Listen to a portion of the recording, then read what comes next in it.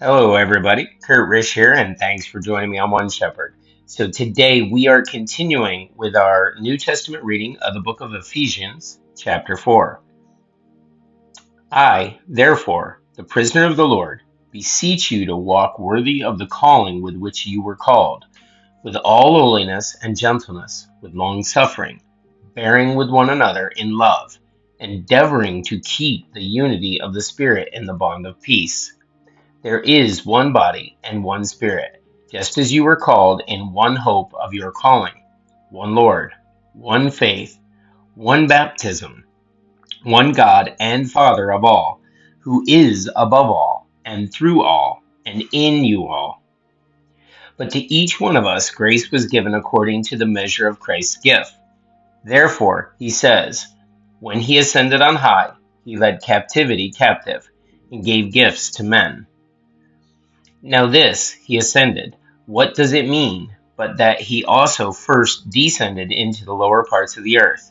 He who descended is also the one who ascended far above all the heavens, that he might fill all things. And he himself gave some to be apostles, some prophets, some evangelists, and some pastors and teachers, for the equipping of the saints, for the work of ministry, for the edifying of the body of Christ, till we all come to the unity of the faith and of the knowledge of the Son of God, to a perfect man, to the measure of the stature of the fullness of Christ, that we should no longer be children, tossed to and fro, and carried about with every wind of doctrine, by the trickery of men, and the cunning craftiness of deceitful plotting, but speaking in the truth in love, may grow up in all things into him who is the head, Christ, from whom the whole body joined and knit together by what every joint supplies, according to the effective working by which every part does its share, causes growth of the body for the edifying of itself in love. This I say, therefore, and testify in the Lord, that you should no longer walk as the rest of the Gentiles walk, in the futility of their mind, having their understanding darkened, being alienated from the life of God, because of the ignorance that is in them, because of the blindness of their heart, who, being past feeling, have given themselves over to lewdness, to work all uncleanness with greediness.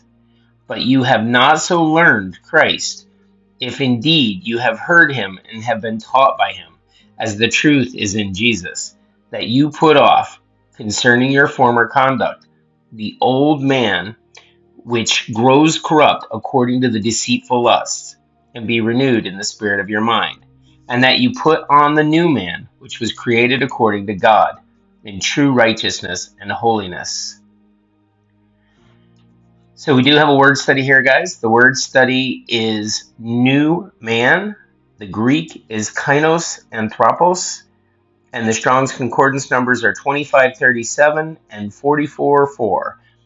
This Greek word for new does not mean something more recent in time, but something having a different quality or nature.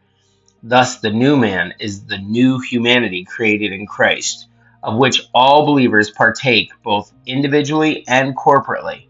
Since Paul has already spoken of the new man in Christ in terms of a new unified corporate humanity, the new man in this verse must also be thought of corporately. In the immediate context, Paul is exhorting each believer to put on his or her new human nature. Continuing with verse 25. Therefore, putting away lying, let each one of you speak truth with his neighbor, for we are members of one another. Be angry and do not sin. Do not let the sun go down on your wrath, nor give place to the devil. Let him who stole steal no longer, but rather let him labor, working with his hands what is good, that he may have something to give who has need. Let no corrupt word proceed out of your mouth, but what is good for necessary edification, that it may impart grace to the hearers. And do not grieve the Holy Spirit of God, by whom you were sealed for the day of redemption. Let all bitterness, wrath, anger, clamor, and evil speaking be put away from you, with all malice, and be kind to one another, tender-hearted, forgiving one another, even as God in Christ forgave you. Guys, that's it for our New Testament reading of the book of Ephesians, chapter 4. Thanks so much for joining us. Be sure to like and subscribe below. May you have a great day, and God bless.